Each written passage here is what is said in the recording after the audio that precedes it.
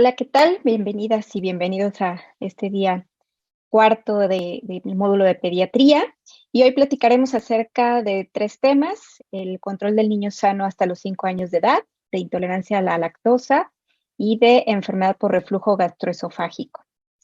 Y pues bueno, vamos a empezar con este primer tema, que es acerca del control del niño sano. Y pues, ¿qué sería importante en este módulo? Pues bueno, primero algunas definiciones. El crecimiento, pues va a ser este aumento en tamaño y en número de células. Y hay varios factores que determinan el crecimiento: la genética, factores teratogénicos, la exposición a sustancias tóxicas, como por ejemplo el tabaquismo desde inútero, la malnutrición y pues enfermedades que sobre todo serán aquellas enfermedades crónicas las que pudieran afectar este crecimiento.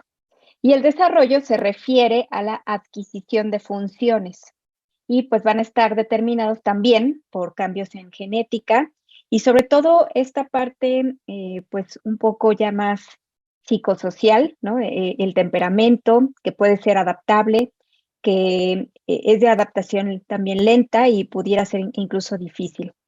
Depende también de los estímulos internos y externos que veremos después y, como les comentaba, también de estos factores sociales. Hiperplasia ya es un término que han escuchado varias veces, es el aumento en el número, y la hipertrofia es el aumento en el tamaño, que son también conceptos importantes en crecimiento. Otra característica que debemos de reconocer, pues, es la clasificación de acuerdo a las etapas que se dividen por edad en pediatría. Entonces, hablamos de embrión hasta las 9 semanas, de feto de la semana 10 hasta el nacimiento del bebé, recién nacido desde el nacimiento hasta los 28 días, lactante menor desde el mes hasta los 12 meses de vida, lactante mayor de los 12 a 24 meses de edad, preescolar de los 2 a los 6 años, escolar de los 6 a los 12 años y adolescente a partir de los 12 años. Esto es en cuanto a las etapas de pediatría, ¿no? Y de ahí pues van a irse dividiendo a veces muchos padecimientos o muchas recomendaciones de acuerdo a la etapa, y pues ustedes deben de saber qué edades incluye cada etapa. Hay algo que también pueden reconocer, que es el peso y la talla, y algunas fórmulas que podrán ser de relevancia. Entonces, hablamos, por ejemplo, al nacer, un niño puede pesar, el promedio son 3 kilos, más o menos 500 gramos, ¿no? Eso es el peso normal, es decir, 2.500 hasta 3.500 gramos de peso. Centímetros, 50 más menos 2, eso es como el estándar de peso y de estatura de un bebé a término. Y de ahí pues vamos calculando más o menos cómo podría ser la ganancia en kilos y en centímetros, ¿no? Entre los 3 y los 12 meses tenemos que considerar esta fórmula para los kilos que debe de pesar el bebé, la edad en meses más 9 entre 2. Y en centímetros, pues en promedio al año estarán en 75 centímetros. Del año a los 6 años, la fórmula que ocupamos es la edad ahora en años por 2 más 8, y en centímetros, pues más o menos por año debería de crecer en esa etapa los 75 centímetros, ¿no? Y de los 7 a los 12 años es la edad en años por 7 menos 5 entre 2, y en centímetros de los 2 a los 12 años es la edad en años por 5 más 80. Esa es una forma de fórmulas que pues a veces también son preguntas. Esto es lo que les comentaba. Entonces, en promedio, un niño nace pesando 3 kilos, la estatura 50 centímetros, y el perímetro cefálico, que es otra de las mediciones importantes en el recién nacido, es de 35 más menos 2 centímetros. A los 4 meses debería de pesar más o menos ya 6 kilos o 6.000 gramos, a los 12 meses 9 kilos y medir 75 centímetros con un perímetro cefálico de 47. A los 24 meses, a los 2 años, debería de pesar más o menos 12 kilos y su estatura estar entre más o menos promedio 87.5 centímetros. Estas son algunas otras formas de ver cómo van creciendo y cómo van subiendo de peso los niños. Y estas mediciones importantes, ¿no? Más o menos duplica el peso a los 4 meses, que es lo que les decía de los 6 kilos, los triplica al año de edad, y los cuadruplica a los 2 años y medio, ¿no? Entonces, estas son algunas de las fórmulas que podrían ustedes tener en cuenta. Y bueno, ya si vemos ganancias en gramos, pues también durante el primer año, ¿no? 30 gramos por día, en el primer trimestre, el segundo trimestre 20 gramos al día, el tercer trimestre de 10 a 15 al día, el cuarto trimestre 10 gramos por día, y al año lo que les decía, ¿no? Igual un rango también dentro de lo normal, de 9,5 a 10, 250 kilos, un año a 2, de 2, 2,5 a 3,5 gramos por año, y de 2 a los 5 años, 2 kilos por año también. Y la estatura, pues si ven igual 50 centímetros al nacer, el primer mes promedio ganan 4 centímetros, a los 2 meses 3, de los 3 a los 7, 2 centímetros por mes, al año pues una ganancia promedio de 25 centímetros, a los 2 años 10 centímetros más, y al año más del 50% del nacimiento, que ese peso esa estatura que tuvo del nacimiento. A los 2 años es la mitad más o menos de la talla que el paciente podría tener ya en la edad adulta. Y el perímetro cefálico, los 35 centímetros al nacer, más 2 centímetros por mes entre los 0 y los 3 meses, 1 centímetro por mes entre los 3 y los 6 meses, y 0,5 centímetros por mes entre los 6 y 12 meses. En promedio, pues es 1 centímetro por mes, ¿no? Lo que va a crecer el perímetro cefálico. Y bueno, pues, ¿en qué nos basamos para decir si el peso es normal o no es normal? Pues en estas tablas de crecimiento que ahorita les voy a mostrar, pero pues algo importante es ver siempre esto que le llamamos percentilas, y estas percentilas pues que nos hablarán si el peso está por arriba o por abajo de lo normal, igual la estatura por arriba o por abajo de lo normal. Entonces, se recomienda que utilicemos esta relación peso-talla en los menores de 3 años, y el índice de masa corporal ya lo podemos ocupar a partir de los 2 años de edad.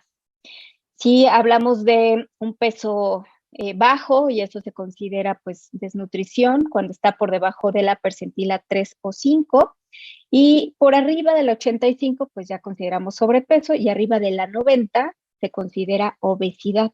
Y esto aplica para la relación peso-talla y también para el índice de masa corporal ya cuando lo podamos obtener. Algunas recomendaciones de cómo obtener el peso, pues bueno, siempre las básculas electrónicas tendrán una mejor precisión, sin embargo, pues no en todos los lugares habrá una báscula electrónica.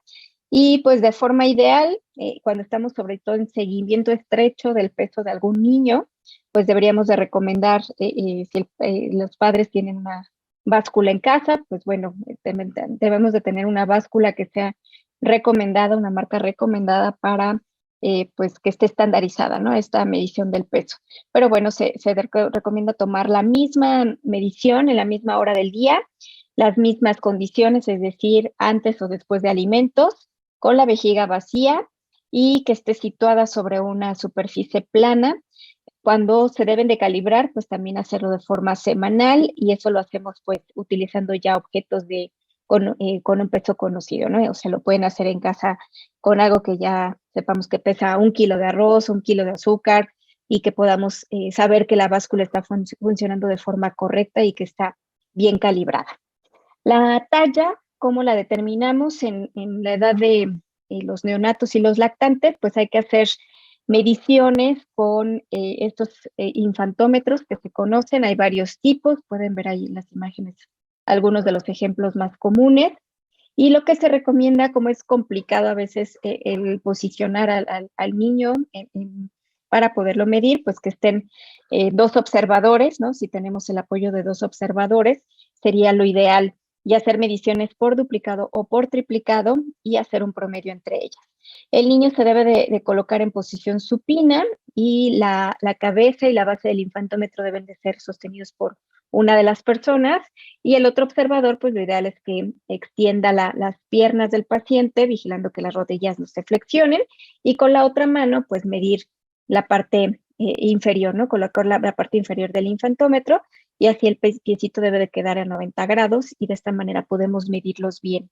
Eso es para los neonatos y lactantes. Ya cuando el niño se logra poner en bipedestación, lo recomendable es utilizar algún estadímetro, y de preferencia es que sea un estadímetro así único y que no sea una báscula con estadímetro.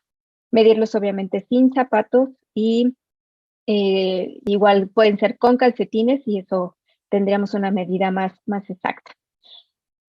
¿Qué pasa con el cerebro? Bueno, en los primeros 2 años de vida crece y se desarrolla en un 70%. A los 2 años ya ha aumentado 4 veces su peso del nacimiento, que más o menos es 300 gramos al nacer, hasta 1200 gramos, ¿no? Entonces, 4 veces más del peso del cerebro a los 2 años de edad. El perímetro cefálico, de aquí que pues también va incrementando en su diámetro, se debe de medir en cada consulta de seguimiento del niño sano durante los 3 primeros años. En promedio al nacer es de 35 centímetros y como les decía previamente aumenta en promedio 1 centímetro por mes los primeros 12 meses. El crecimiento más rápido es en los primeros 6 meses. Después, como les decía, aumenta 2 centímetros en el primer mes y 6 centímetros hasta los 4 meses.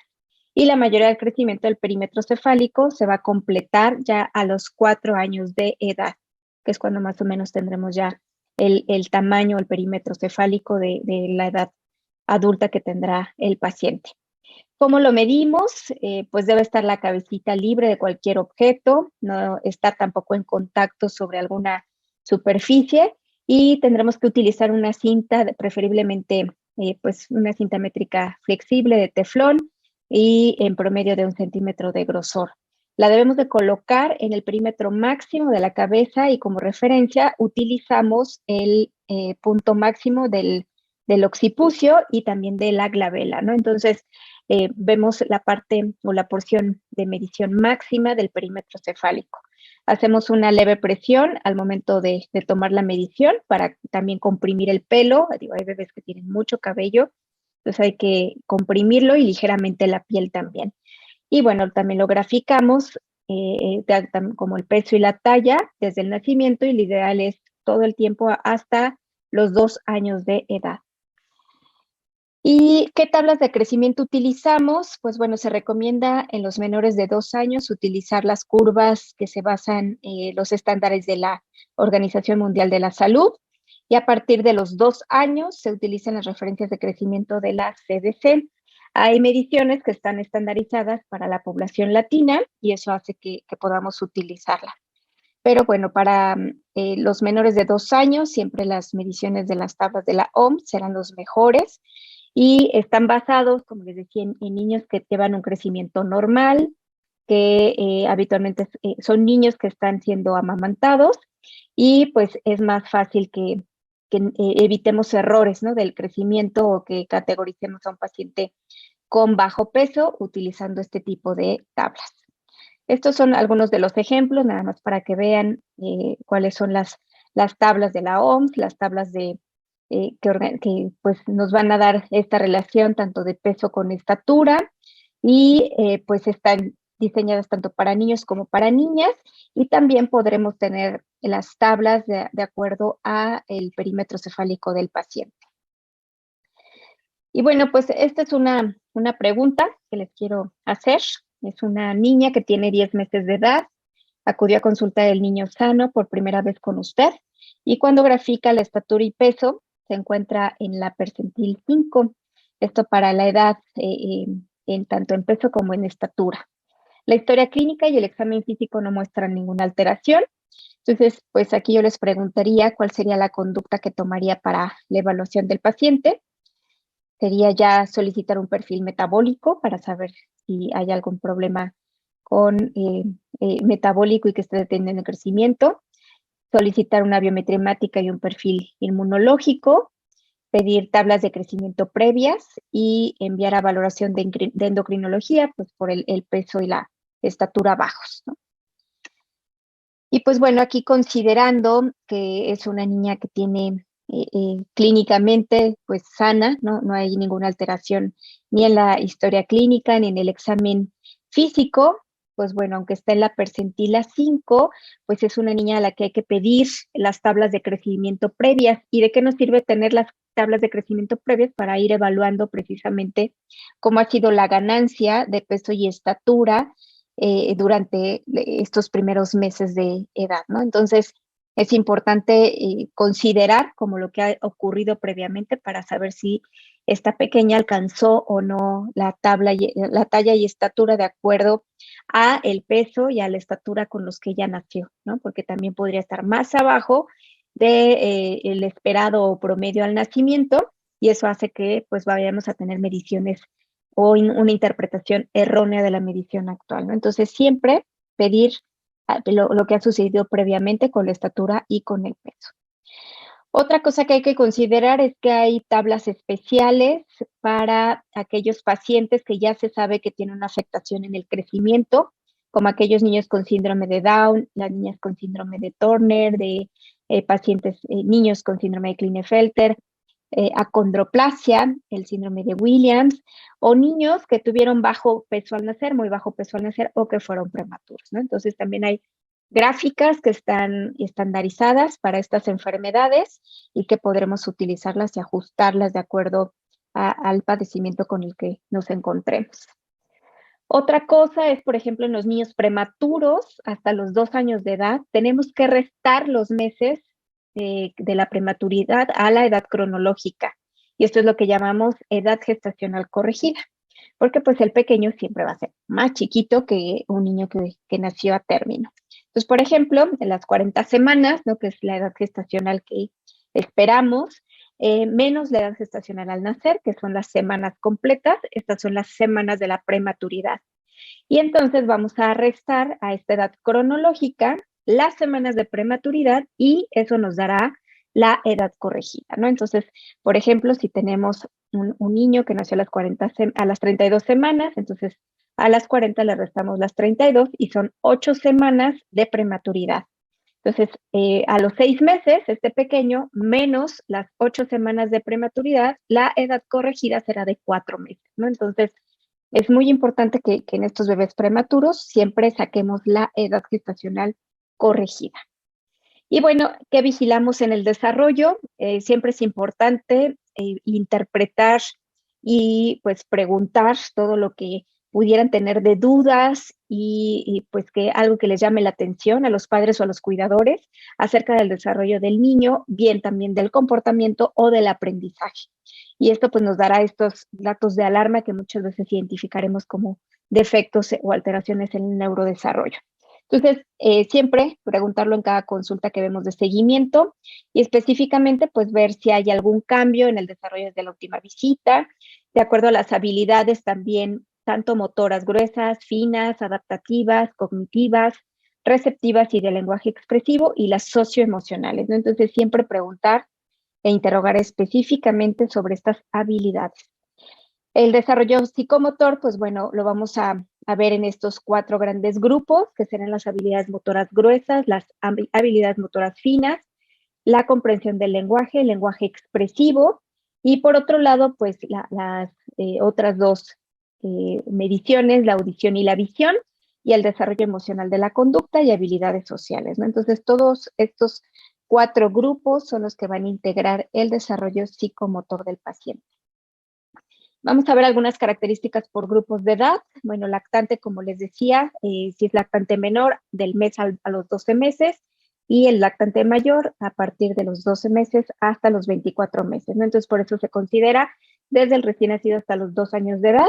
Este periodo es el más dinámico. Hay muchos factores que van a afectar el desarrollo, factores intrínsecos como las características físicas, enfermedades, factores genéticos, y extrínsecos que serán como la personalidad, la interacción con los padres, los hermanos, el nivel socioeconómico y la carga cultural también. Algunos principios básicos, pues bueno, el desarrollo en los lactantes se da en sentido cefalocaudal y de proximal a distal. El movimiento de los miembros torácicos se lleva a cabo bajo direcciones corticales y guía visual. Y del recién nacido totalmente dependiente pasa a un lactante que se convierte en un bebé independiente, ¿no? Independiente relativamente, pero de ser 100% dependiente desde recién nacido, ya empieza a tener habilidades que lo hacen ser independiente, como por ejemplo puede ser caminar y empezar con un lenguaje un poco más activo, como veremos más adelante. Algo que deben de recordar y que son preguntas frecuentes, pues son estos hitos del desarrollo. y es que debemos de ver en cada mes, sobre todo los primeros 12 meses de vida, que es cuando el paciente tiene más desarrollo, tiene pues más cambios en todo lo que va a ser su crecimiento y en el desarrollo principalmente, pues tenemos que tenerlos muy claros, ¿no? Entonces, por ejemplo, al mes de edad, pues bueno, todavía tiene un sostén cefálico parcial, la mano está empuñada, fija la mirada más o menos a una distancia de 30 centímetros, el llanto consolable, pues es su lenguaje utilizado y reconoce solamente la voz de mamá. Entre los 2, 3 meses ya adquiere el sostén cefálico, abre las manos, ya quita este empuñamiento que tienen al nacimiento, tienen llanto ya un poco más relacionado con su ambiente exterior, sigue objetos, en el lenguaje tiene balbuceos, inicia la sonrisa social y en el aspecto social adaptativo identifica a su mamá. A los 4 meses ya se rueda, tiene ya un control un poco en el sentido motor fino, el control de ojo, mano y boca, es decir, ya sabe, agarra, toma y se lleva todo a la boca, todo lo que ve. El lenguaje vocaliza y ya tiene sonrisa social. Entre los 5 y los 7 meses ya tiene una sedestación, ya se sienta, tiene reacciones posturales, estos son movimientos para cambiar de posición, puede cambiar objetos de una mano a otra, el lenguaje son monosílabos y el social adaptativo tiene llanto y angustia de separación. Estos son los logros motores, ¿no? que podemos tener. Entre los 2 y 3 meses ya endereza la cabeza y tórax. 2 y 3 meses se puede sentar con ayuda. Entre los 3 y 4 se voltea ya boca abajo, de abajo hacia arriba. Entre los 6 y 7 meses igual se voltea de aquí boca arriba a boca abajo. De los 6 a los 8 meses se sienta solo. De los 8 a los 9 se sostiene para levantarse. A los 9 ya gatea. Entre los 9 y los 10 camina sosteniéndose con las manos. Entre los 11 y 12 se sostiene de pie sin apoyo y entre los 12 y 13 camina solo. El motor fino, al inicio, pues al mes es el empuñamiento de las manitas, a los 3 meses ya tiene manos abiertas, a los 4 meses junta las manos en la línea media, entre los 4 y 5 meses tiene pinza gruesa, entre los 6 meses cambia objetos de una mano a otra, a los 10 meses ya tiene pinza fina y suelta objetos voluntariamente, de los 11 en adelante ya disfruta metiendo objetos en un contenedor, en una bolsa. Entre los 13 y 15 meses ya hace una torre de 2 cubos, a los 15 y 18 meses usa cuchara y taza, a los 18 meses ya hace una torre de 4 cubos, a los 24 meses una torre de 6 cubos y a los 36 meses una torre de 10 cubos. Estos son los reflejos primitivos o primarios que tendremos que evaluar también, no solamente el que estén presentes, sino su ausencia, que eso nos hablará de un buen desarrollo. Entonces, el reflejo del moro lo tienen al nacimiento y debe de estar desaparecido ya entre los 3 y 4 meses. Presión palmar al nacimiento y desaparece entre los 2, 3 meses. La presión plantar también al nacimiento y desaparece de los 2 a 3 meses. La succión al nacimiento y desaparece a los 6 meses. El reflejo asimétrico del cuello, también conocido como espadachín, al nacimiento y desaparece entre los 2, 3 meses. El de búsqueda al nacimiento y desaparece a los 2 meses. El de marcha, que aparece al nacimiento igual y está ausente entre el mes y medio y 2 meses. Y el de paracaídas, que está presente a los 6 a 9 meses y desaparece al año de edad. Estos son los reflejos que les comentaba, el reflejo tónico del cuello, el reflejo de prensión, el reflejo del gateo, el reflejo de la marcha, el reflejo de búsqueda, el reflejo del moro, el reflejo del gateo. Y bueno, aquí vemos, por ejemplo, este pequeño que también tiene reflejo del moro, pero pues ya a la edad que tiene, pues bueno, es una condición ya patológica, ¿no? Que podemos observar en este sentido. El lenguaje y comprensión, pues, ¿qué ocurre? Entre los 2 y 4 meses ya hay vocalizaciones y balbuceos, entre los 4 y los 6 meses empiezan estos laleos que le llamamos el E, el B y el P, entre los 7 y 8 meses bisílabos no referenciales como papá, tata, dada, entre los 9 y 12 meses papá, que lo refiere habitualmente a todos los adultos varones, entre los 12 y 15 meses bisílabos ya referenciales, ahora sí ya identifica papá para su padre y comprende algunas frases. Entre los 15 y 18 meses ya usa frases combinadas con palabras, ¿no? Bobo cae, por ejemplo, pide los objetos señalándolos con el dedo. Entre los 18 a 24 meses ya se interesa por libros con ilustraciones, cuentos, identifica ya imágenes entre 1 a 2, utiliza el lenguaje global significativo, es decir, ya hace frases que unen 2 a 3 palabras sin todavía incluir verbos. Estas son las palabras que tendría que decir, por ejemplo, entre los 13 a 18 meses dice entre 10 a 50 palabras, de los 18 a los 24 entre 50 y 75 palabras, de los 18 meses a los 24 igual, ya estas frases de 2 palabras, y a los 36 meses ya debería decir alrededor de 250 palabras. Al 4.º año de vida, el lenguaje infantil ya debe de desaparecer y entonces ya empieza a desarrollar el presente, el futuro, hace conjunciones, preposiciones y adverbios. Ya identifica muy bien géneros, números, nombres de objetos, de personas. Esto pues ya a los 4 años de vida. ¿Cómo dibujan? Y pues más o menos a los 3 años podría ya dibujar un círculo.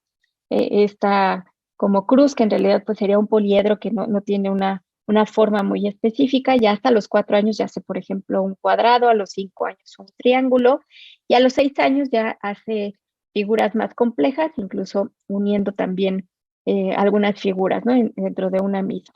A los 4 años también ya puede contarnos una historia, dibuja entre 2 y 4 partes del cuerpo, y a los 5 años, pues bueno, ya por lo menos nombra todos los colores, ¿no? Ahora lo hacen incluso un poco más pequeños. Estos son cómo van acomodando los cubos, ¿no? A los 15 meses 3 cubos, a los 18 meses 4, 24 meses 7, a los 30 meses 9 y a los 36 meses 10 cubos, ¿no? Que van apilando. Bueno, estas son algunas de las preguntas frecuentes que podremos encontrar en los exámenes muchas veces. La sonrisa social entre el mes y los 5, sostén cefálico a los 3, pinza gruesa a los 4 meses, alterna objetos de una mano a otra a los 5 meses, se sienta a los 6 meses y a los 8 meses ya completa la sedestación solo. La oposición del pulgar lo hace a los 8 meses, gatea a los 9 meses, monosílabas entre los 9 y 10 meses, bipedestación a los 10 meses, esto con apoyo, deambula alrededor de los 12 meses, la pinza fina a los 12 meses, primeras palabras ya completas a los 12 meses, y bueno, lo que veíamos de los cubos, 3 cubos a los 18 meses, señala también a los 18 meses, sigue indicaciones a los 18 meses, frase simple entre 1 y 2 años, pone 6 cubos a los 2 años, nombra cosas a los 2 años, y bueno, ya algunas cuestiones ya más avanzadas como el concepto de irreversibilidad de la muerte, es decir, ya identifica perfectamente lo que es la muerte de algún ser querido principalmente, pues esto ya lo hacen a los 5 años de edad. Y bueno, pues este es un caso clínico. Es un paciente de 6 meses de edad que acude a la consulta de control del niño sano y refiere haber nacido de 27 semanas con un peso al nacer de 2 kilos y una talla de 40 centímetros. A la consulta tiene un peso de 4 kilos 100 gramos y una talla de 46 centímetros. Entonces, es un bebé que fue prematuro y pues aquí lo importante es qué funciones esperaríamos encontrar, ¿no? A esta edad. Es la sedestación y alterna objetos con las manos, sonrisa social y sostén cefálico de 45 grados, o bien la oposición del pulgar y gatear. Entonces, aquí la respuesta es sonrisa social y sostén cefálico de 45 grados. Entonces, ¿por qué? Porque tenemos que aplicar la edad corregida para un prematuro y la edad corregida pues no va a ser de 6 meses, ¿no? Entonces, un bebé que tuvo 27 semanas, tendremos que hacer el cálculo para y saber cuál es la edad corregida y entonces identificar el desarrollo psicomotor que debería tener en relación a la edad corregida y no a la edad cronológica, ¿no? Entonces eso es importante para que lo identifiquen. Entonces, en lugar de tener 6 meses, pues su edad corregida es de 4 meses de edad, ¿no? Entonces, el desarrollo va con los 4 meses de edad y no con los 6 de la edad cronológica. Y bueno, pues este es otro caso un niño que es capaz de correr, subir escaleras solo, hacer una torre de 6 cubos, elaborar frases de 3 palabras. Tiene un desarrollo psicomotor propio ¿de qué edad? De los 15 meses, los 18 meses, los 24 meses o los 36 meses. Aquí en la respuesta es de 36 meses. Aunque nos pongan muchas características a veces en los casos clínicos, esta parte de cuántos cubos puede apilar para hacer una torre, ese es como uno de los datos pues más básicos y que podremos identificar fácilmente cuál es el desarrollo de un bebé o a qué edad se encuentra el desarrollo psicomotor. Y bueno, estas son las referencias empleadas para este tema. Mucho está basado en la guía mexicana de práctica clínica para el seguimiento de los pacientes desde el nacimiento hasta los 5 años de edad. Y lo que principalmente pues van a ver, ¿no? en estas preguntas de exámenes, pues son estos cambios de los hitos del crecimiento, muy específicamente en cada grupo de edad, ¿no? Es en donde tenemos que hacer un poco más de énfasis para nuestro estudio y nuestro repaso. Bueno, pues muchas gracias y recuerden que pueden mandar las preguntas, escribirlas en el chat y las vamos a ir respondiendo a cada uno de ustedes y es importante pues que resolvamos todas y cada una de sus dudas. Muchas gracias.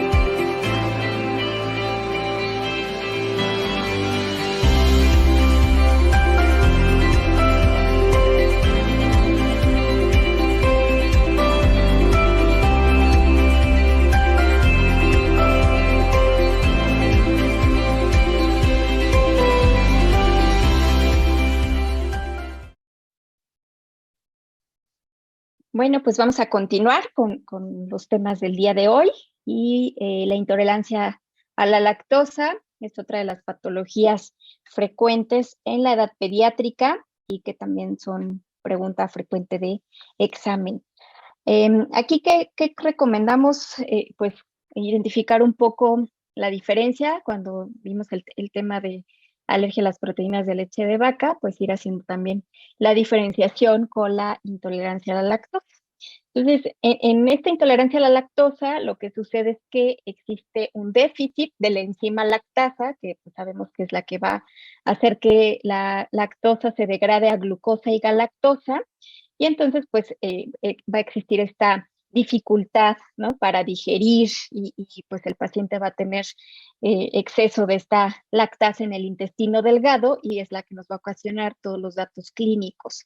Principalmente lo que da es un síndrome de mala absorción y esta es la causa más frecuente en los lactantes de síndrome de mala absorción, ¿no? Entonces, antes de pensar en cosas raras, lo primero que debemos de sospechar es de intolerancia a la lactosa.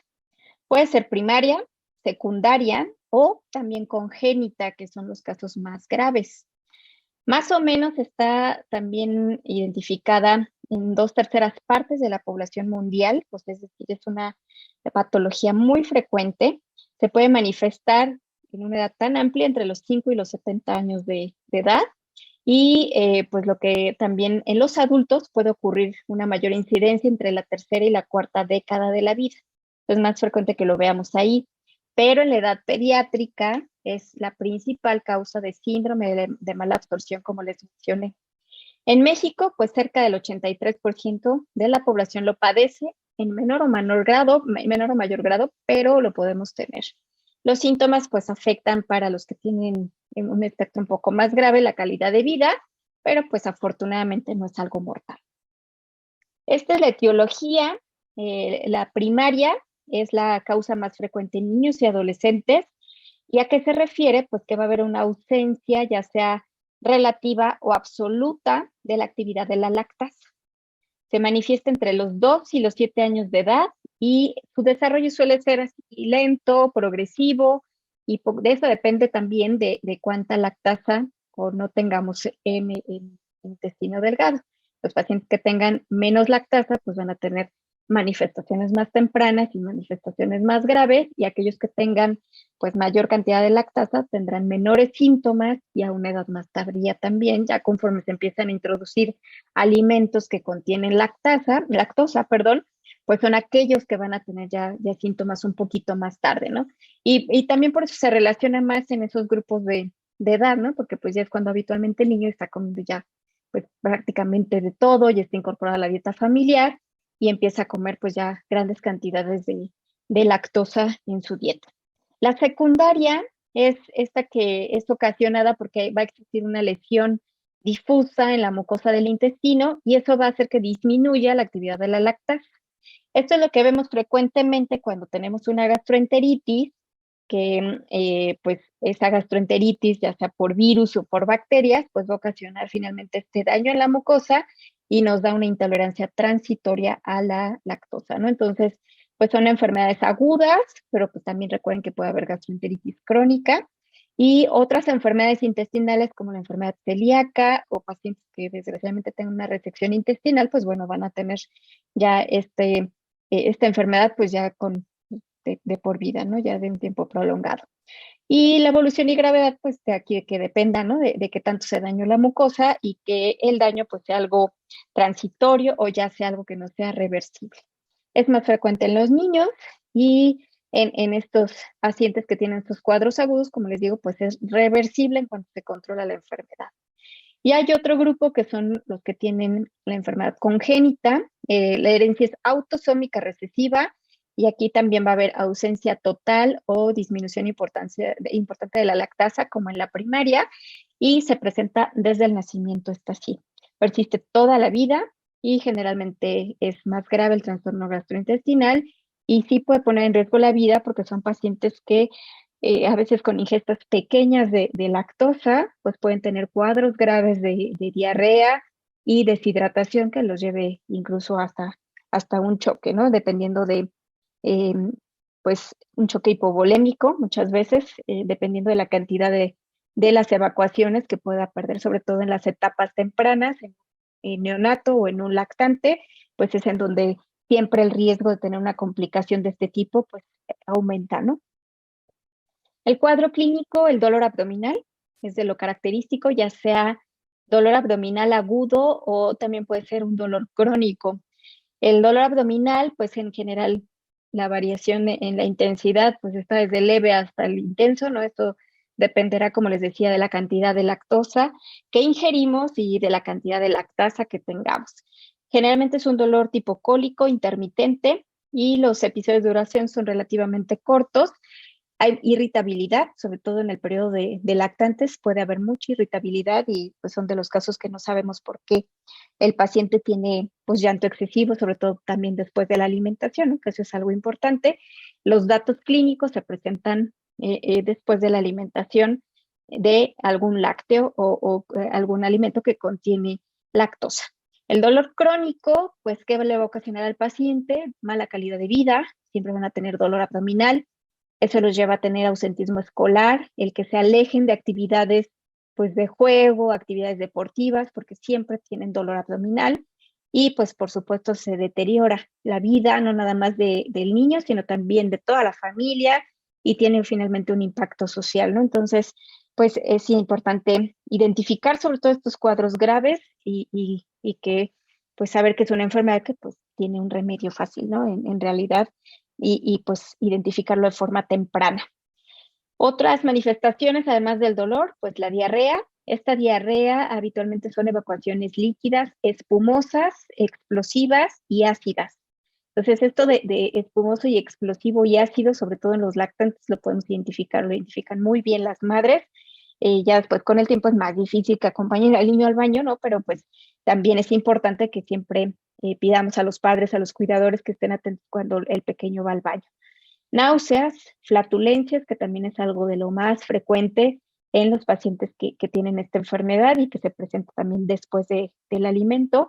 Meteorismo es un poco menos frecuente, pero también se puede presentar en algunos pacientes. La distensión abdominal, ¿no? Por supuesto, pues va a estar presente por este metano que se está produciendo y que causa esta distensión importante. Vómito y sobre todo la irritación perianal, ¿no? Pues son bebés, sobre todo los lactantitos, los recién nacidos, pues les decimos se rozan fácilmente, pero en cualquier paciente, obviamente si tiene este tipo de evacuaciones, va a tener irritación perianal. El patrón de gravedad de los síntomas, como les decía, depende de qué tanto consumen de lactosa y también qué tanto tenemos de lactasa.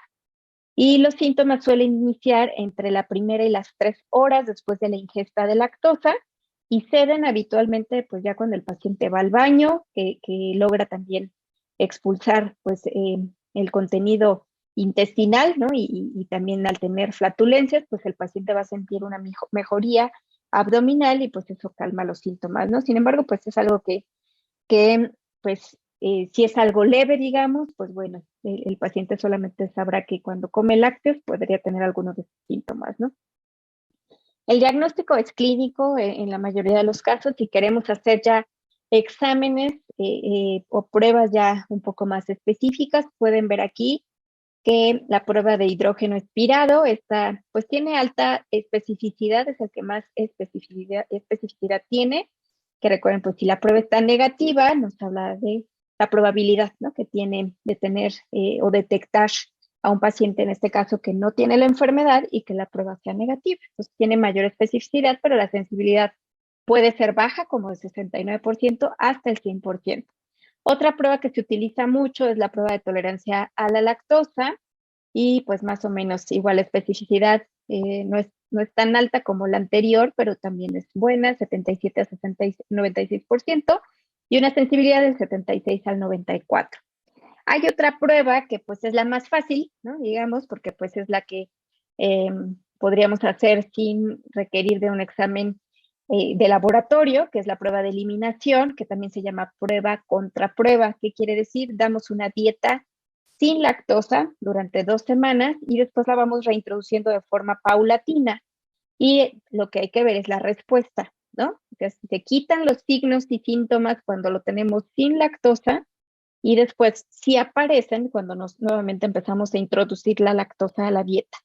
Entonces, esta es la prueba más sencilla, ¿no? Es muy fácil y que podríamos hacerla sin necesidad de requerir cosas sofisticadas.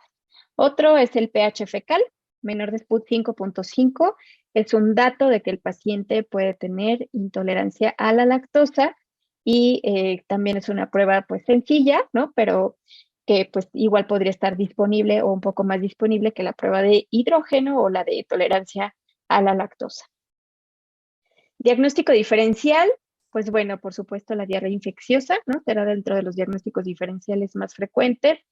Síndromes de mala absorción por otras causas, mala absorción de proteínas y la alergia a la proteína de la leche de vaca. Son dentro de los diagnósticos más frecuentes. ¿Qué tratamiento damos? Pues bueno, para esta deficiencia primaria, lo que hay que ir identificando es cada paciente será distinto, como les decía, depende de la cantidad de lactasa que tengan y pues algunos podrán tolerar cierta cantidad de lactosa, otros que no podrán de plano tolerar nada, pero pues el paciente ahí tendremos que ir identificando, ¿no? En conjunto, pues qué tanto y qué le hace más daño. A veces hay alimentos que contienen mucha lactosa y que puede ser que no lo toleren o no lo coman tan bien, pero hay otros alimentos que pueden tener poquita lactosa y que sea bien tolerada, ¿no? Y depende mucho de cada paciente, como les digo, y es importante identificar cuánto puede comer cada uno. La deficiencia secundaria, en general, pues bueno, es como les decía, esto es cuando es secundaria alguna enfermedad, y habitualmente es algo transitorio. Entonces aquí lo que hay que hacer es igual quitar o disminuir todos los alimentos que tienen lactosa y esto pues esperando a que esta mucosa intestinal que se dañó se vaya recuperando. Más o menos el tiempo que hay que dejar una dieta sin lactosa o baja en lactosa es de 4 semanas. Entonces hay que suspender alimentos con lactosa 4 semanas. Para la deficiencia congénita, pues bueno, también al igual que la primera, la deficiencia primaria, hay que individualizar, ya que la mayoría, aquí sí, la mayoría no pueden tolerar nada de lactosa. Entonces hay que ir identificando si pudieran comer poquita lactosa, ¿no? Cuánto podrían comer sin que les ocasione síntomas que sean pues realmente molestos. Y bueno, otra cosa importante es que si nosotros quitamos los lácteos, pues podemos repercutir en otras cosas, ¿no? Entonces, tendremos que asegurarnos de que les demos un buen suplemento de calcio, de fósforo y de vitaminas. Entonces, además de dar esta dieta de eliminación de la lactosa, pues tendremos que dar suplementos adicionales. En los menores de 2 años existen las fórmulas libres de lactosa, digo, también ya hay leche sin lactosa y hay o bien reducidas en lactosa ya para cualquier grupo de edad, pero para los grupos de niños pequeños, estas fórmulas son muy útiles porque, bueno, la alimentación, sobre todo en el primer año de vida, los primeros 6 meses, pues está basada en productos lácteos, ¿no? En fórmulas, si no es el seno materno idealmente, pues bueno, a veces requerimos el uso de fórmulas lácteas, que también veremos, y pues aquí lo ideal es utilizar estas libres de lactosa. Para los niños mayores de 2 años, pues bueno, ya todos los sustitutos que hay de leche de vaca, que pueden ser igual leches sin lactosa o leches a base de otras sustancias, como puede ser el arroz o la soya.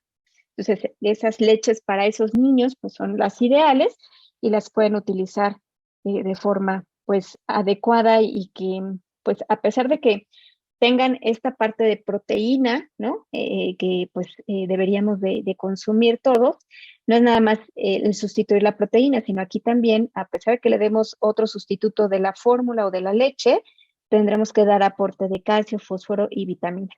No para las fórmulas lácteas de los menores de 2 años, porque esas ya vienen completas para tener los requerimientos mínimos, por lo menos, pero para los mayores de 2 años, pues sí, la leche de caja, pues habitualmente no viene con todas estas, pues, sustitutos y con estos suplementos vitamínicos, micronutrientes que requerimos, entonces hay que dar adicionalmente este calcio, fósforo y vitaminas. Y bueno, pues, ¿qué complicaciones pueden haber? Pues son secundarias precisamente a esto, ¿no? La falta de calcio nos puede dar insuficiente mineralización ósea, nos da osteopenia y osteoporosis, que esto se presenta ya a largo plazo, pero bueno, también se puede presentar. Entonces, es indispensable que el paciente con intolerancia a la lactosa tenga estos suplementos de micronutrientes y de minerales. Bueno, pues este es un caso clínico. Va con nosotros a consulta un niño de 8 años de edad, tiene distensión abdominal, tiene disminución de ruidos peristálticos, dolor abdominal tipo cólico, y refiere a la madre que ha presentado diarrea y flatulencias. A la exploración física solamente algo de irritación cutánea en la región perianal, y pues estos síntomas aumentan en la noche cuando cena leche con pan. Los signos vitales están normales y no hay otro dato a la exploración de relevancia. Entonces, pues aquí es que esperaríamos encontrar en este niño, ¿no?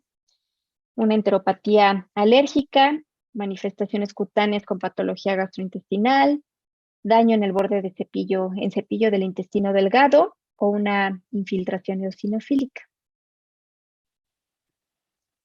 Y pues bueno, aquí lo que esperaríamos es precisamente este daño en el borde del cepillo del intestino delgado, que es precisamente el déficit que nos va a ocasionar de la lactasa, y pues el déficit de lactasa al comerse su leche con pan, ¿no? El pan también lleva lactosa. Esa es otra cosa que debemos identificar siempre, todos los alimentos que puedan llevar lactosa, y pues irlos sustituyendo, ¿no? Por cosas que no tengan lactosa. Y también, pues habitualmente los niños podrán tolerar un poco más este tipo de alimentos que tienen lactosa, pero no en grandes cantidades, como un queso, una crema, ¿no? A lo mejor es el pan, por ejemplo, que si tiene leche, tiene lactosa, aparte lleva mantequilla, ¿no? Lleva lactosa. Entonces, ahí debemos de ir identificando qué alimentos puede tolerar el paciente, ¿no? Por ejemplo, igual la catsup, ¿no? Lleva también algo de lactosa muchas veces, pues galletas, ¿no? O sea, una gran cantidad de alimentos que pueden llevar lactosa de forma secundaria, y que a veces eso no lo identificamos bien para decir que el paciente pues persiste a veces con síntomas, ¿no? A pesar de que elimina algunos lácteos, pues persisten con manifestaciones. Entonces, esto es lo que hay que identificar, el daño en el borde en cepillo del intestino delgado. Y bueno, también aquí yo les preguntaría cuál de estas aseveraciones es la incorrecta. Se debe de dar suplementos de calcio, fósforo y vitaminas. Se debe introducir paulatinamente alimentos con lactosa en pequeñas cantidades. Se debe suspender el consumo de lactosa por 4 meses para permitir la recuperación del intestino. O se debe asegurar que el niño tenga aporte calórico proteico y que sea suficiente para la edad del niño. Aquí es la que no debería de ser. Pues es esta, ¿no? Suspender el consumo de lactosa por 4 meses para permitir la recuperación del intestino, pues porque pues es un paciente que tiene una intolerancia a la lactosa primaria. No necesitamos hacer esta suspensión, sino más bien identificar, ¿no? Cuánto podría ir tolerando de lactosa, por eso se introduce poco a poco en pequeñas cantidades, y siempre asegurar de darnos estos suplementos de calcio, fósforo y vitaminas, y también asegurar que tenga un aporte calórico proteico suficiente para la edad del pequeño. Y bueno, entonces los puntos clave en esta enfermedad es el síndrome de mala absorción más frecuente en los lactantes. Los síntomas se relacionan con la ingesta de lactosa, y el tratamiento pues es la dieta de eliminación, ¿no? de la lactosa, suplementos de calcio, vitamina D y fósforo. Aquí es importante siempre la dieta de eliminación, ¿no? Es lo que habitualmente vienen en muchas de las preguntas, ¿no? Que esa es la primera cosa que deberíamos de hacer, sobre todo cuando es algo secundario, ¿no? Y bueno, pues está basada sobre todo en esta guía, ¿no? La de diagnóstico y tratamiento de intolerancia a la lactosa en niños. Y pues muchas gracias por su atención, y les recuerdo nuevamente que escriban todas las preguntas que tengan en el chat, y las vamos a ir respondiendo poco a poco. Y pues todas las preguntas, recuerden, no hay ninguna pregunta que no sea válida. Gracias.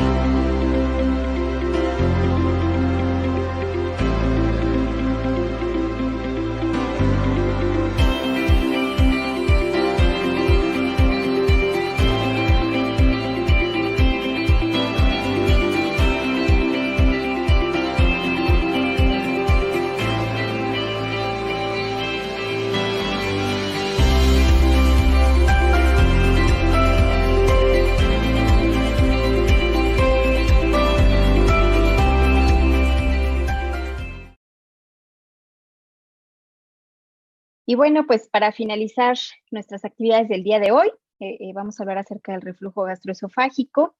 Y pues bueno, este también es uno de los padecimientos que habitualmente son pues preguntados. Aquí es importante hacer distinción entre lo que es reflujo gastroesofágico y cuando hablamos de enfermedad por reflujo gastroesofágico. Entonces, el reflujo gastroesofágico se define como este paso del contenido gástrico hacia el esófago con o sin regurgitación y vómito. O sea, no necesariamente debe de haber vómito y no necesariamente debe de haber siempre una regurgitación evidente. El 50% de los niños menores de 3 meses al menos tienen un episodio de regurgitación al día, el 67% a los 4 meses, el 5% a los 12 meses, el 7% en escolares y el 8% en adolescentes, ¿no? Y esto se encuentra dentro de lo normal. Entonces es mayor en los primeros 6 meses de vida, como pueden ver, y esto se relaciona mucho con pues todavía la inmadurez del esfínter esofágico inferior o cardiac, y eso hace pues que el alimento o el contenido gástrico pase pues frecuentemente hacia el esófago y muchas veces pues se regurgite o vomite. Y la enfermedad por reflujo gastroesofágico se refiere cuando este mismo reflujo ocasiona síntomas, ya sea molestos o bien complicaciones, ¿no? que pueden presentar por reflujo. ¿Cómo qué complicaciones puede haber? Pues, por ejemplo, una aspiración. Y entonces, un paciente puede llegar a tener neumonía incluso por aspiración. Entonces, son complicaciones que se presentan y pues datos clínicos que en realidad hacen que el paciente se sienta molesto cuando existe este reflujo. Pues ahí es cuando hablamos de enfermedad por reflujo gastroesofágico. ¿Qué factores de riesgo existen en la infancia? Malformaciones esofágicas, retraso del neurodesarrollo y neumopatía crónica. Son tres de los grupos más importantes para pensar en una posible enfermedad por reflujo gastroesofágico y factores de riesgo que se asocian a él. Otras definiciones importantes son la regurgitación, y este es el paso del contenido gástrico hacia la faringe o la boca, y algunas veces va a ser expulsado, ¿no? O sea, hacia la boca y pues sale el contenido. Entonces, no siempre va a haber una regurgitación que salga, ¿no? Muchas veces se puede quedar a nivel faríngeo y otra vez volver a pasar hacia el esófago y regresar hacia el estómago. Se resuelve espontáneamente en la mayoría de los niños, y esto es entre los 12 y 14 meses de edad. Vómito es esta respuesta motora voluntaria y coordinada autonómicamente y causa una expulsión forzada del contenido gástrico a través de la boca. Aquí la clave es que es forzado, ¿no? Rumiación es otra de las definiciones habituales y que también forma parte del cuadro clínico en reflujo o enfermedad por reflujo. Este es cuando la regurgitación llega hacia la boca, regurgita el niño, y el alimento que fue ingerido recientemente, pues bueno, lo regresa, lo regurgita y otra vez empieza pues el proceso de masticación y otra vez deglución, ¿no? Entonces, pues sí es la rumiación, como los rumiantes, como los mamíferos, que pues regresan nuevamente los alimentos desde el estómago hacia la cavidad oral, otra vez se mastica y se vuelve a ingerir. Entonces, a los niños los podemos ver con este fenómeno de rumiación frecuentemente cuando tienen enfermedad por reflujo gastroesofágico. Y pues son las definiciones más características que debemos de diferenciar en esta enfermedad. ¿Y cómo hacemos el diagnóstico? Pues primero con el cuadro clínico, todo lo que podamos tener en cuanto a signos y síntomas.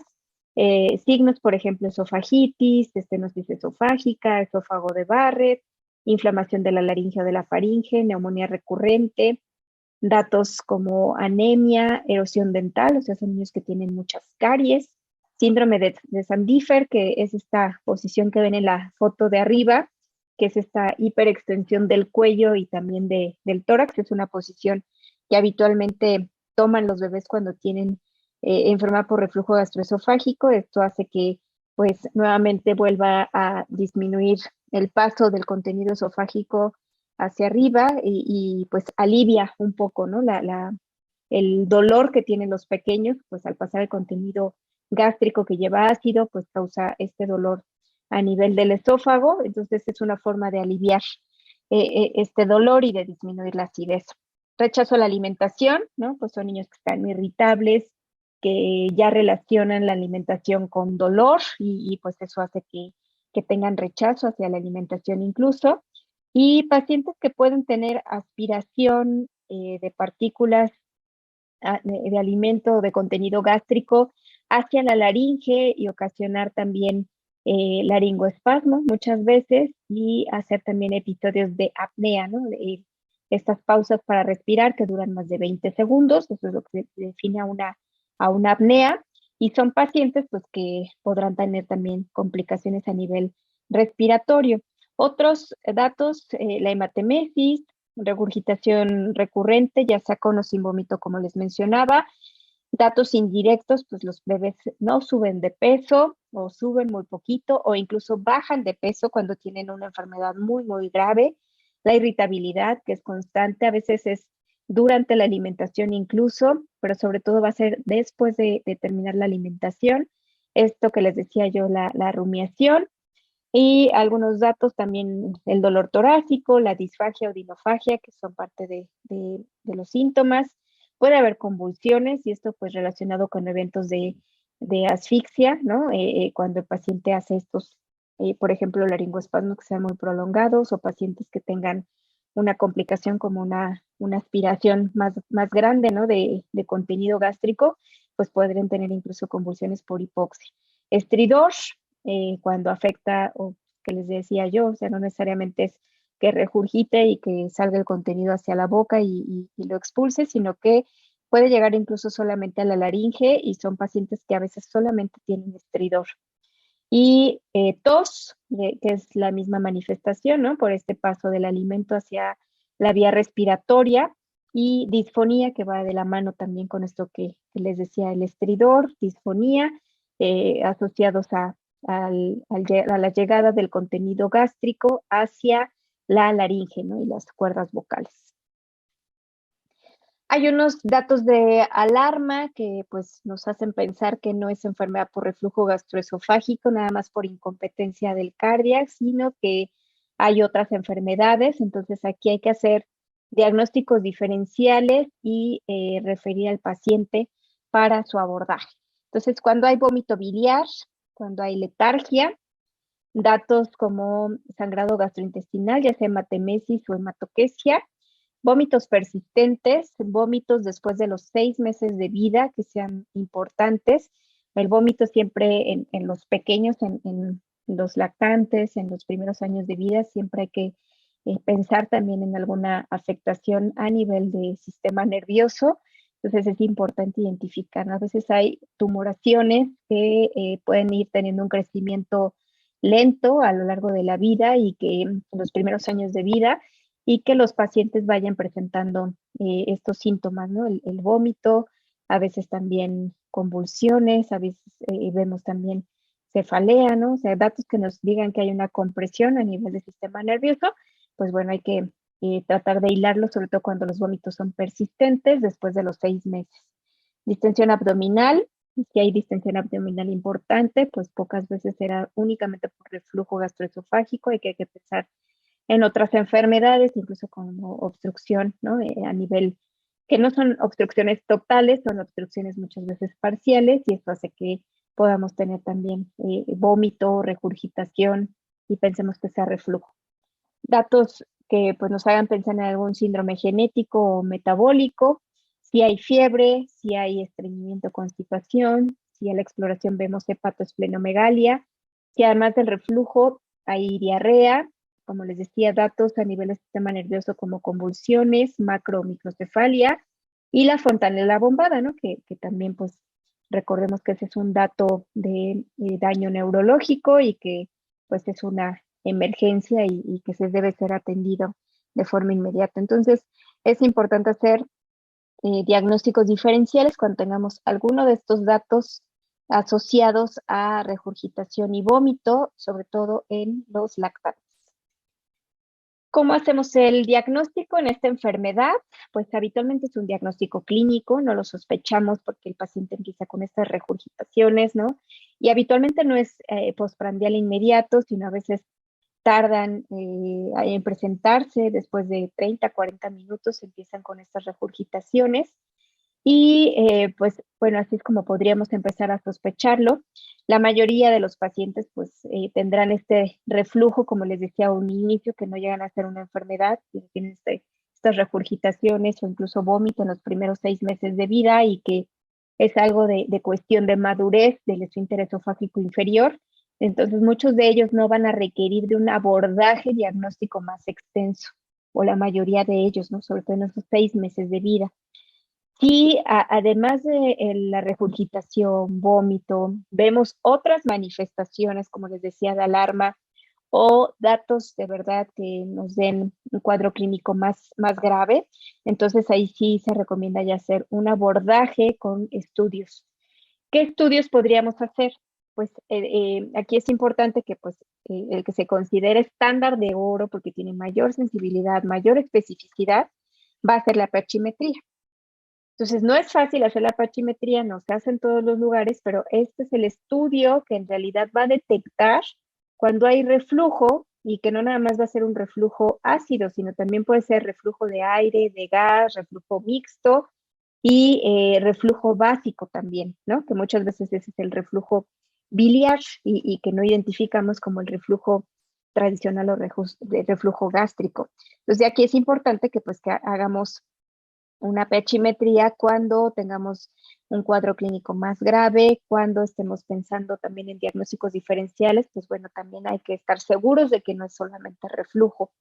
¿Y qué podemos ver en esta pechimetría? Se considera que cuando hay eventos de reflujo con un pH menor de 4, eso se considera un episodio de reflujo ácido. Entonces, aquí lo importante es ver cuántos eventos o cuántos episodios de reflujo de pH de menos de 4 presenta el paciente durante el estudio. También nos va a servir valorar eficacia del tratamiento y correlacionar con síntomas. Hay pacientes que podemos, bueno, se hace esta pHimetría, se coloca un catéter nasoyeyunal, una sonda nasoyeyunal, y pues al final de la punta de esta sonda tiene pues este pHímetro, digamos, ¿no? Que va a medir la acidez y mide los eventos de reflujo que tiene el paciente cuando llegan a ser menores de 4 en el pH. Y se puede correlacionar, sobre todo cuando hay, por ejemplo, síntomas respiratorios nocturnos, se correlaciona muy bien los eventos que tiene de reflujo con los datos clínicos, ¿no? Entonces podemos correlacionar estos síntomas. Un índice de reflujo de mayor de 10, es decir, más de 10 eventos con estos episodios de reflujo ácido, es un paciente que puede tener ya riesgo de complicaciones, como cuál es neumonía recurrente que es aquella neumonía o aquellas neumonías que se presentan 2 en un año. Un paciente que tiene 2 neumonías en un periodo de un año es un paciente que tiene neumonía recurrente y hay que estudiarlo. Y pacientes que tienen en toda su vida 3 neumonías. Entonces, ese paciente es el que catalogamos como neumonía recurrente, ya sea en adultos o niños, es igual. Pacientes que tienen apneas, que tienen muchas caries o erosiones dentales y que tienen otitis media aguda de repetición, ¿no? También es una de las enfermedades que tendremos que investigar cuando, pues, o si vemos esta complicación, ¿no? Hay que pensar en que el paciente puede tener enfermedad por reflujo gastroesofágico.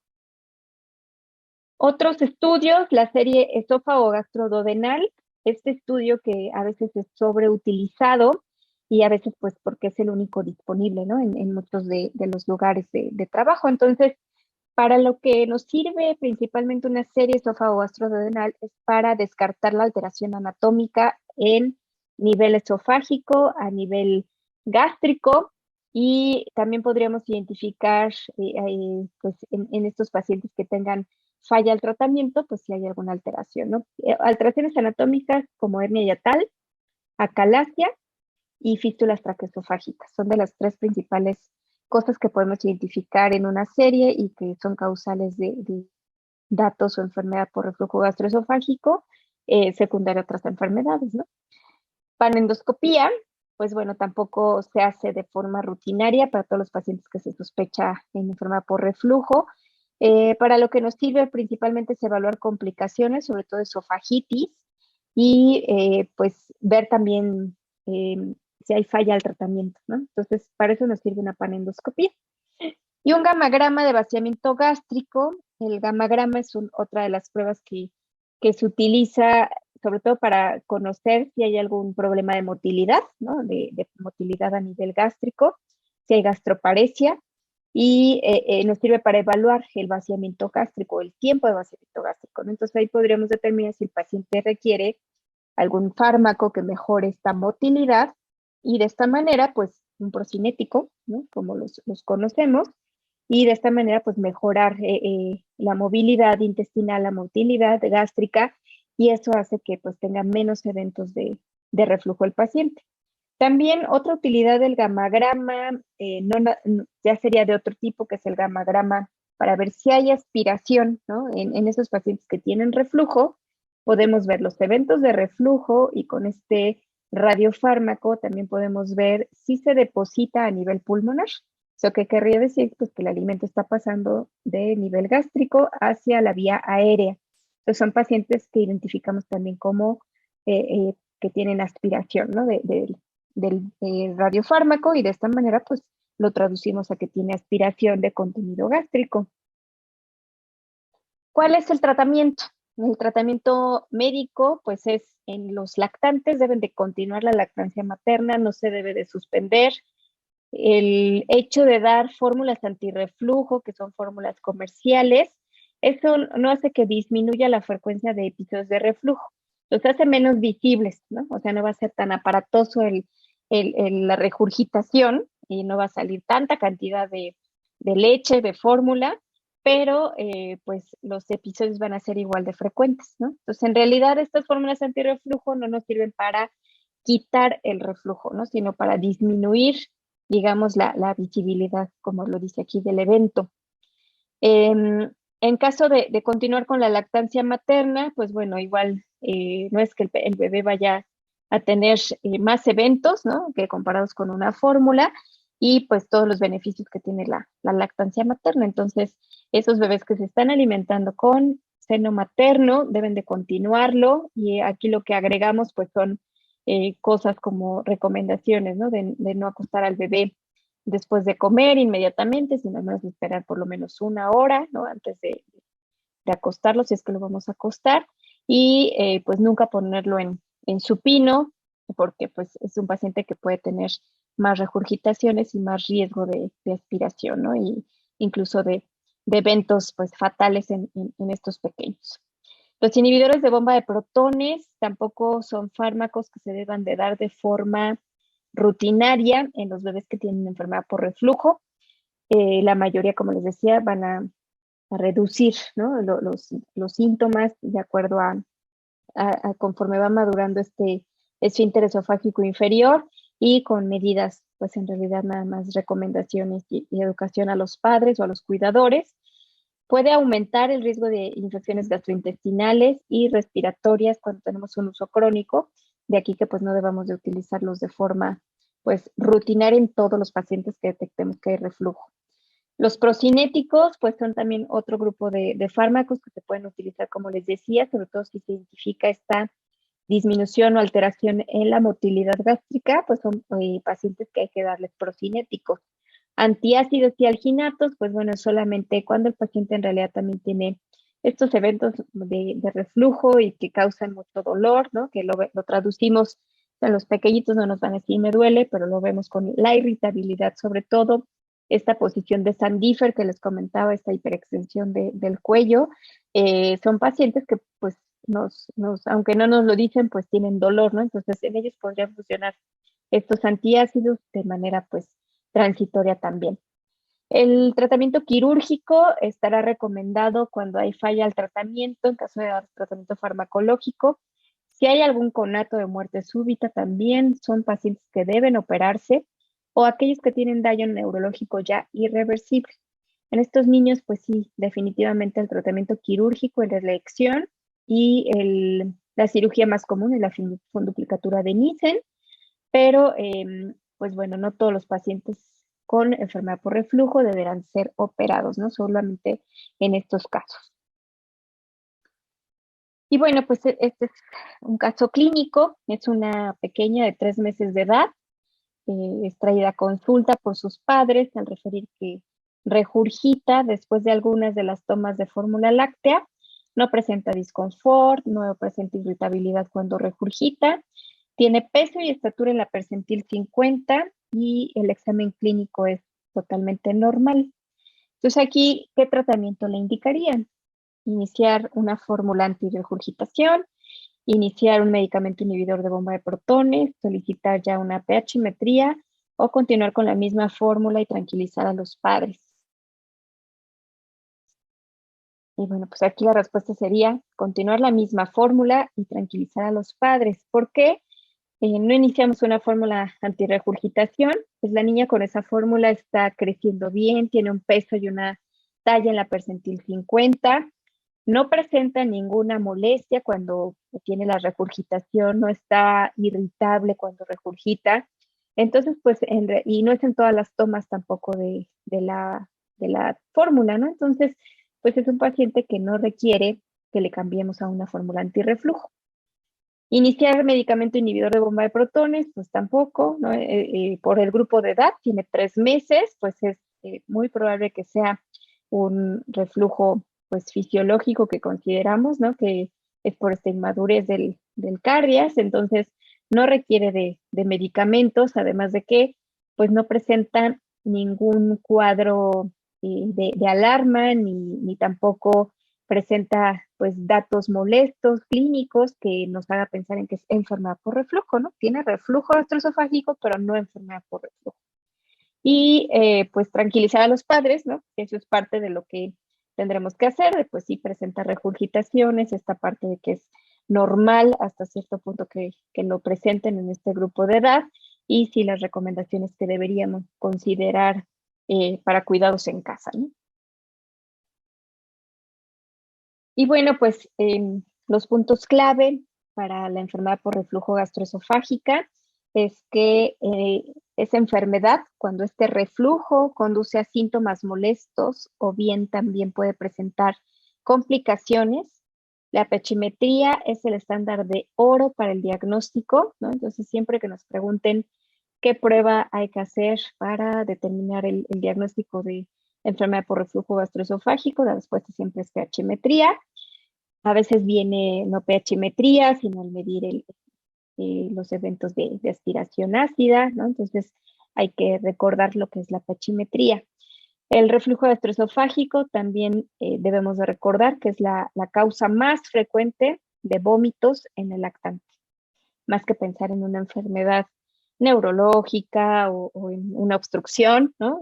Lo que hay que pensar primero es enfermedad por reflujo. La cirugía antirreflujo lo que tiene como objetivo es mejorar la función mecánica del esfínter esofágico inferior, que también recuerden que se llama cardias. Entonces, ese es el objetivo de la cirugía, ¿no? El objetivo, pues ya secundario, pues es quitar el reflujo gastroesofágico o disminuirlo, pero el objetivo principal es mejorar esta función mecánica del esfínter esofágico inferior. Y pues también un paciente que tiene alguna cirugía antirreflujo, una funduplicatura, pues debe de ser evaluado periódicamente, ¿no? Después de que se realiza esta cirugía. Y muchas veces esta cirugía puede irse con el crecimiento del niño, digamos, irse soltando esta sutura que se coloca a nivel gástrico, y entonces el paciente puede volver a presentar cuadros de reflujo, pero a veces pues ya maduró este esfínter esofágico inferior ya con el crecimiento, entonces aunque se afloje, digamos, ¿no? Un término pues un poco coloquial, ¿no? Que se afloja esta cirugía, pues pueden presentar eventos de reflujo nuevamente, y algunos podrán requerir reintervenciones, ¿no? Pero sobre todo son pacientes que ya tienen pues patologías crónicas muchas veces, retraso en el neurodesarrollo. A veces ese grupo de pacientes son los que requieren una reintervención, pero la mayoría con una cirugía será suficiente. Y bueno, pues este fue el último tema del día de hoy, y nuevamente los invito a que sigan compartiéndonos sus preguntas, enviándolas. No importa, a lo mejor se les olvidó también de un tema pasado, de los días previos, también lo pueden volver a preguntar, no se preocupen. Y los invito pues el día de mañana para que igual se conecten a la sesión del día de mañana, y que pues podamos también tener esta interacción con ustedes. Y pues bueno, pues muchas gracias por su atención, y que descansen. Hasta luego.